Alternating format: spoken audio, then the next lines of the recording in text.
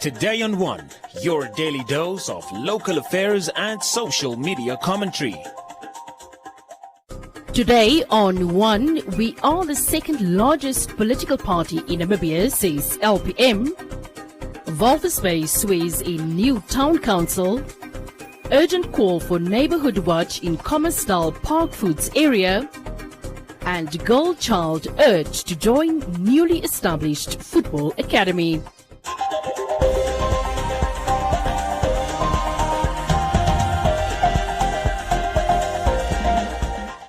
The Landless People's Movement has declared itself the second largest political party in Namibia after an impressive display during the 2020 Regional Council and Local Authority elections. Likely to be in a coalition. It may also be that we may not be in a coalition. We may end up agreeing issue by issue with any political party if coalition talks fail. Coalitions are very difficult to manage. Because over and above egos that people have, you've got to agree on the substance of matters. But there are certain no compromise areas that we have. There are other areas that we have as compromise areas. We do not, in talking about coalitions, go in any coalition as a little child that wants to be given a sweet. We go into any coalition talks, and once a coalition agreement is reached, it means we must govern, and govern seriously. Who gets mayoral positions and who gets chairperson, these are secondary issues. The agenda must be agreed upon. LPM leader Panado Swarpo said that Job Omopanda, the leader of the Affirmative Repositioning Movement AR, is his little brother and is currently engaging with him on a daily basis. He, however, noted that he was against pre-announcing which candidate will be mayor, as egos may clash and lead to no collusion. Serious discussions being reduced to who will be mayor, who will be chairperson is a dangerous road that has actually prevented political parties before from working together. I would have thought that nobody would come up and say, I want to be this, I want to be that. I think it is unfortunate that that was done. But as for Job, we have very good relations with him. He is our young brother. We are in serious business of transforming the city of Windhoek, transforming society. We do not take negotiations nor ourselves lightly. There is no way that we will subject ourselves to instances where people forget that we have a balance of power that we bring to the table. And that must, for goodness sake, be appreciated by anybody that wants to bargain for things.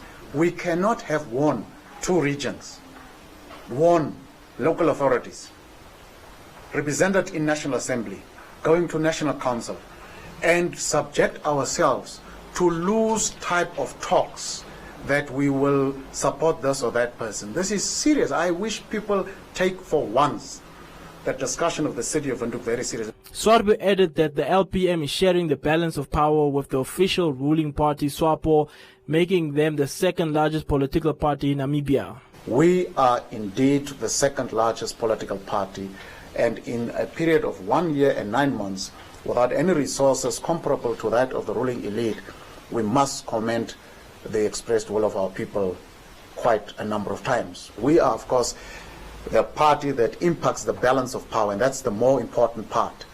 Who impacts the balance of power? Who sits at National Council? Who sits at National Assembly? Who controls regions? Who controls local authority? That's the more salient and more important issue, even discursively, to be engaged upon. Now, when you look at those that voted for SWAPO, it's the rural folk. It's the ones in informal settlement. It is the ones that don't have jobs, that are hungry, that are disenfranchised. Who voted for LPM? It's the ones in informal settlements, the ones that are hungry, the ones that are disenfranchised.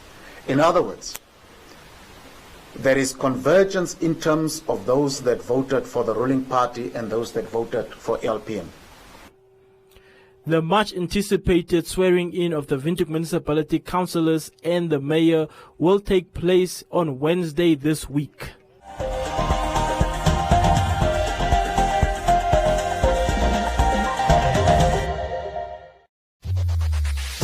Win free airtime with #LearnOn1. Share your comments on the lessons. SMS your feedback, name and town to 555. #LearnOn1. Invite learning in.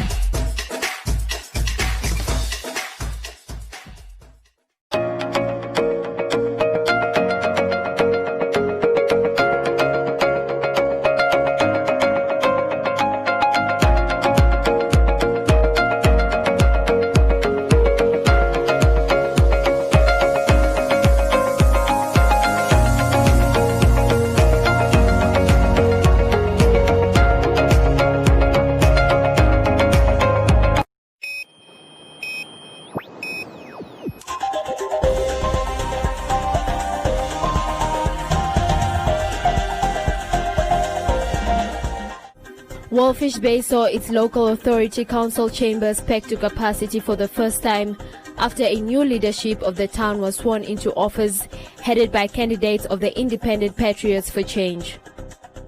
Trevino Forbes from the Independent Patriots for Change is now Walvish Bay's new mayor, deputized by fellow party member Sarah Mutondoka.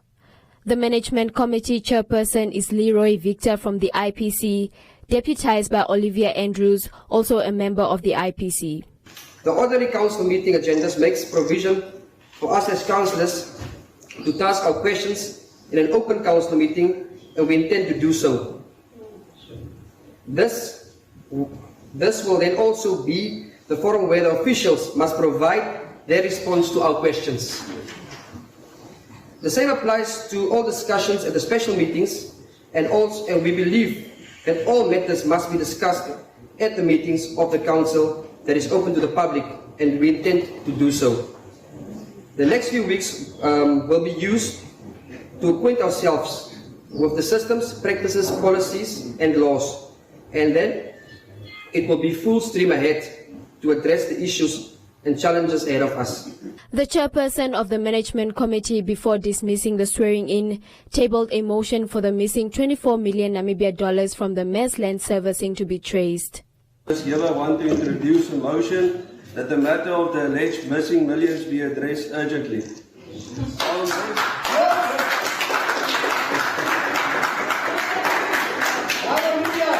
Our motion is as follows.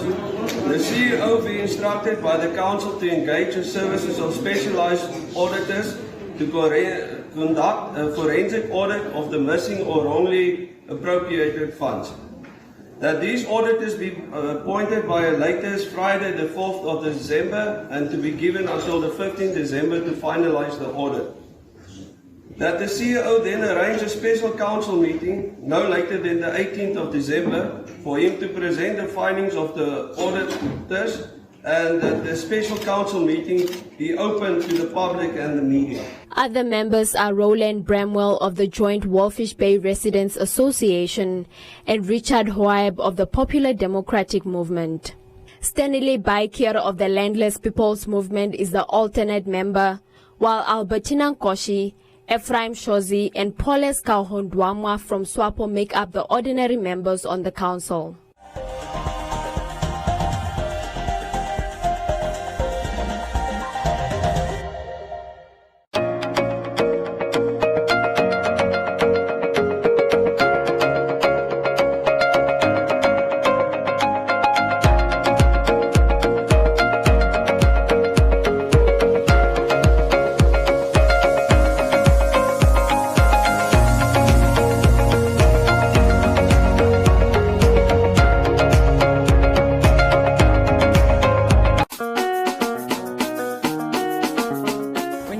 Things that degrade women, For me, number one, I am not there because that is basically what I don't believe in. I don't stand for things that degrade women. What do you think we can add? What can we put in the basket? First of all, let's put Blossom back in the basket. Look at the person like that, man. Let's do a song. Let's do something. Just let's like collaborate. Let's collaborate. The Africans were claiming us. Yes, exactly. To the rest of the world, they belong to us. Namibia, Baba, Namibia. I'll help you carry on.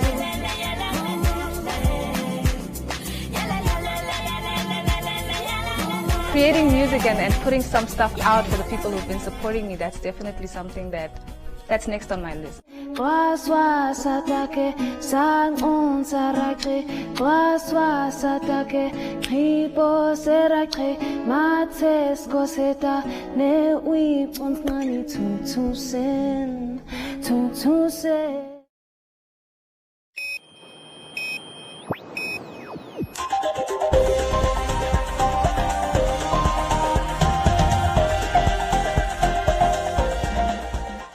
Residents in Khomasdal near the Parkfoots area said that they are tired of members in their community having a fear of their lives and women being beaten and robbed of their belongings. This message goes to all the criminals. If you are coming to Parkfoots, Stratford College, stop robbing people. We will catch you like we caught this one.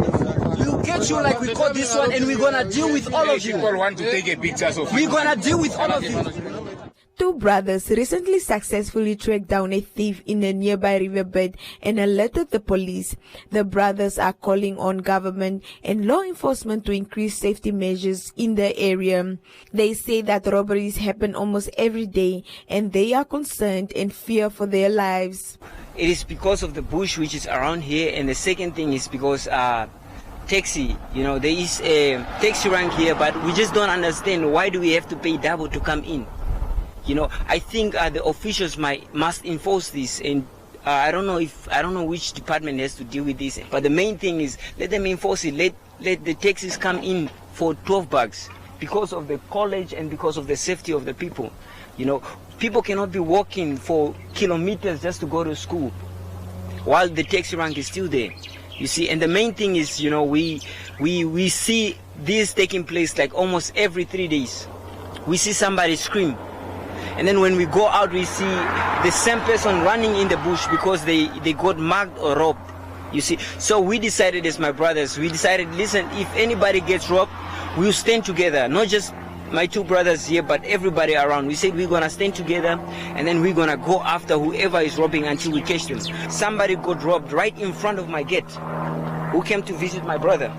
So as the person got robbed, we were aware, we stood as a team, we were even barefoot. We stood and we ran and chased the person. Luckily, we caught up with him by the help of the police, which were also behind us. We caught up with the person, we caught the victim, we caught the person, and now the person is in custody. It happened constantly.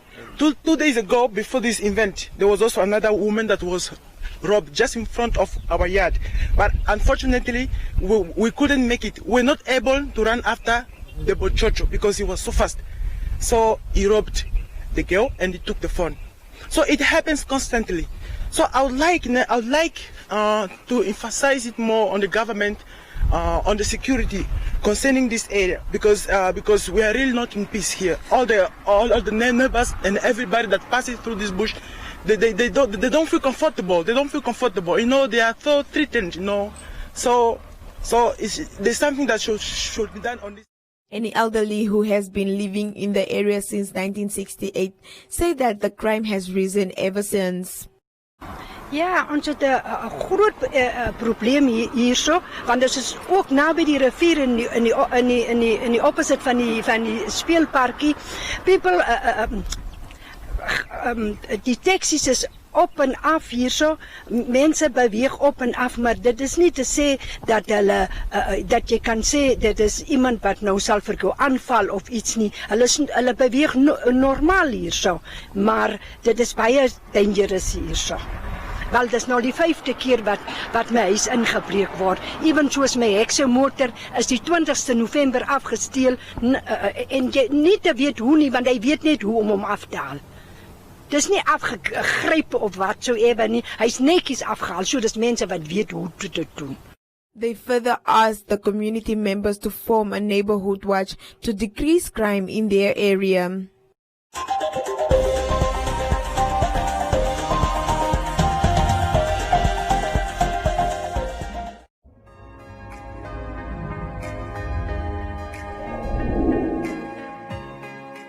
Today, I'm joined by a panel of men. As per usual, we men get to talk about what we men really talk about. The program aims to make sure that what is left in the dark definitely comes to light. I did see my father physically abusing my mother. So I didn't grow up with that I should beat a woman, because I hated what my dad did to my mom. You know, whether this older woman does it with you, whether she, violates you, it's sort of seen that boosts your ego as a man. Was that as a young man, I think at 17, 18, I started dating and realized that it's a very fascinating thing to have sex and so forth. So we had lots of what we called friends with benefits.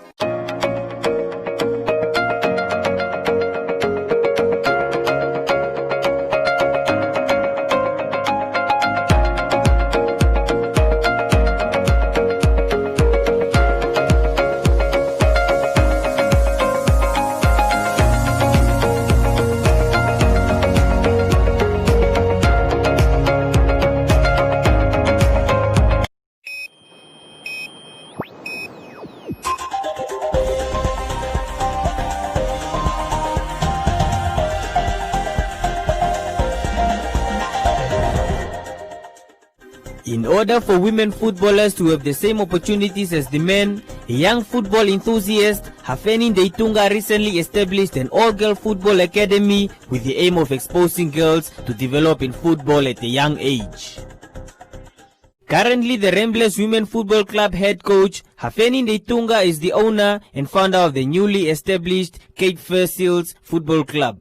He described the decision to establish the club as to give the girl child the same opportunity as the boy child in football. Cape First Seals is a girls' academy that was started.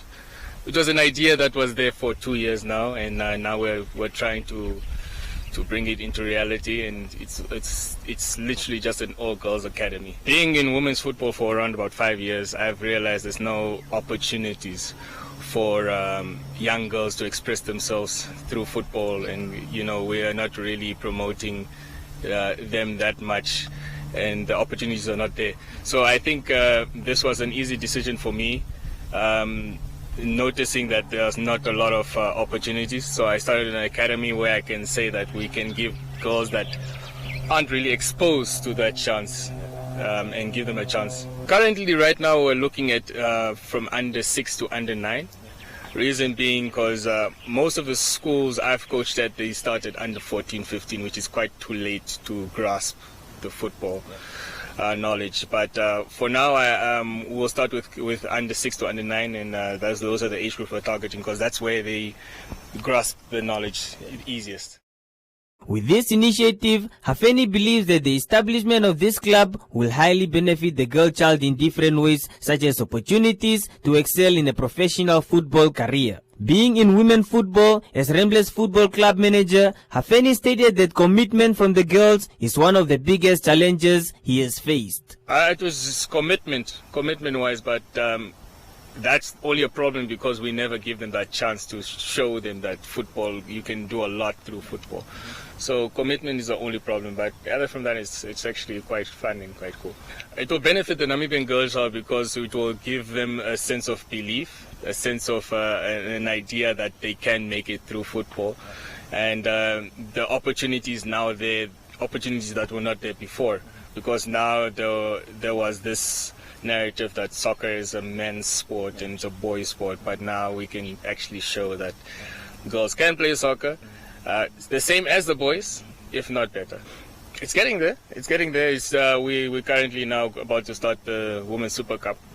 But I think with more support, more help from the necessary people, I think we can elevate it to at least a semi-professional or professional status.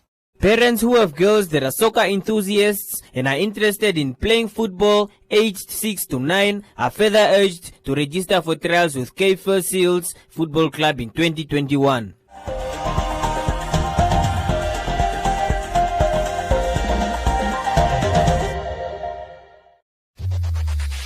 Win free airtime with One Africa TV.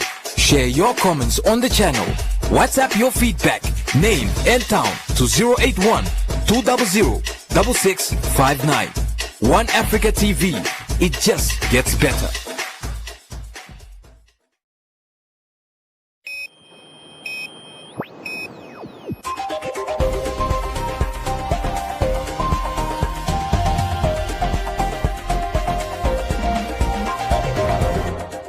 In other leading stories, chairing the last cabinet meeting of the 2020 calendar year, President Hage Geingob has commended the Namibian nation for a peaceful and orderly manner in which they have conducted themselves during the campaigns leading up to the recent regional and local authority elections and afterwards.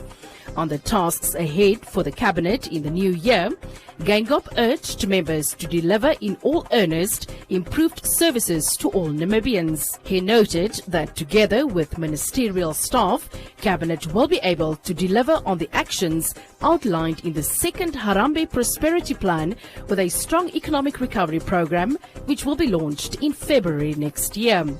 Geingob reiterated that government must revive the economy, create jobs for young people in the critical sectors, which include the present-day green and blue economies, and deliver better services to the Namibian people. And the third Bank Windhoek Long Course Gala for the year concluded this past weekend at the Olympia Swimming Pool in Windhoek. Hosted by the Namibia Swimming Union NASU, the competition between clubs or groups of swimmers, especially the youth, saw 120 participants from Aqua Swimming Club, Dolphin Swimming Club, Marlins Aquatic Club and Phoenix Swimming Academy compete in 756 events. Simultaneously, swimmers from the Swakopmund Swimming Club and Flippers Aquatic Club were competing in Swakopmund, while the Oranjemund Sand Sharks were going through their paces in the mining town. NASU Executive Committee member Nikki McNamara noted that it was a grueling weekend in the heat, but with the holidays around the corner, the swimmers were giving it their all, resulting in 7 new records being set. The 4th Bank Windhoek Long Course Gala will take place at the end of January 2021.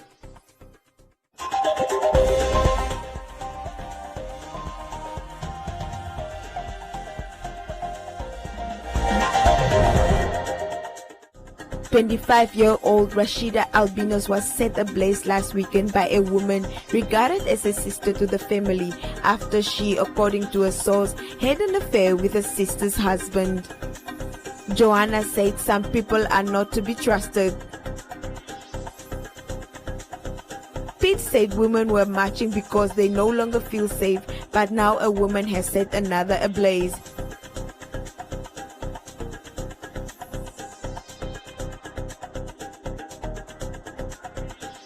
Katrina said this is the time for true repentance.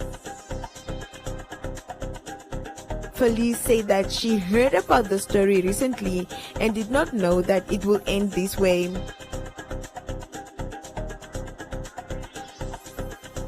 Dorcas said this is shocking and asked why bad things are happening. Christine said blood is no longer thicker than water. Hannah said the lady is kind and that something bad has led her to commit such an act.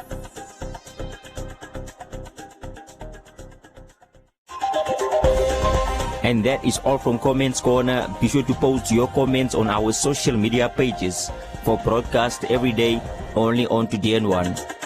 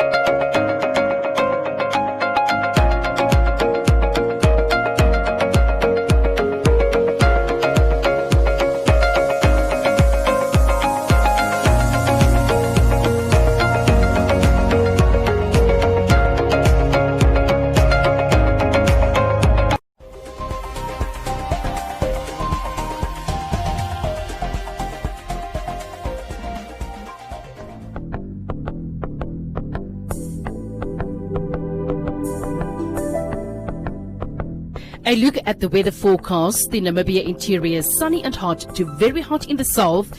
Elsewhere, partly cloudy and hot to very hot with a few to isolated thunder showers in the northeast and east at places. The coast partly cloudy and cool with overnight fog patches, and the wind moderate to fresh southerly to southwesterly. Now we'll look at minimum and maximum temperatures across the country and beyond.